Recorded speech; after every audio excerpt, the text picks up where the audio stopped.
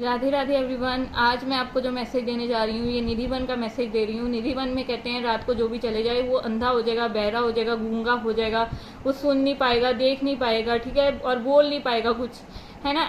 ऐसे की अफवाहें हैं, या उसे कुछ हो ही जाएगा, ठीक है। तो ऐसे की अफवाहें हैं। लेकिन मैंने पुंडरीक जी का एक लेक्चर सुना जो कि कथावाचक है और वहाँ पर सेवा भी करते हैं राधा रमन मंदिर में। तो उनका मैं लेक्चर सुन रही थी, उसमें वो बता रहे थे कि जो निधि वन है, ठीक है, उसमें वो रात को भी देख चुके हैं। जो पुंडरीक जी हैं वो कहते रात को देखा हुआ है मैंने।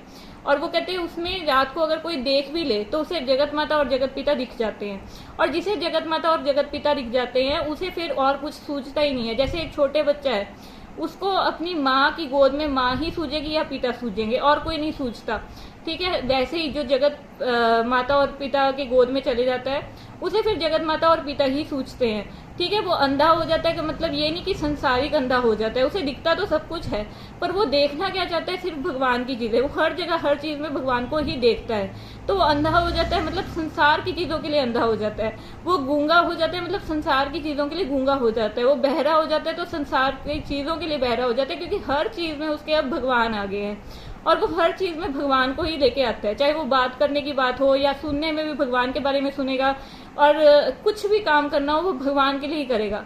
तो यहाँ पे अंधा गूंगा बहरा होने का मतलब ये नहीं है कि संसार के लिए अंधा गूंगा या बहरा हो जाएगा। उसका मीनिंग ये है कि वो संसार की चीजों के लिए अंधा गूंगा बहरा हो जाएगा और उसका सारा इंटरेस्ट, उसका ध्यान जो है, उसका ध्यान भगवान के अंदर रखने वाला है, ठीक है। ध्यान की बात हो रही है कि वो भगवान के अंदर जाएगा, ध्यान जो है वो और किसी चीज में नहीं जाएगा। अंधा गूंगा बहरा का मतलब यही है, ध्यान से मतलब है इसका, ठीक है। राधे राधे।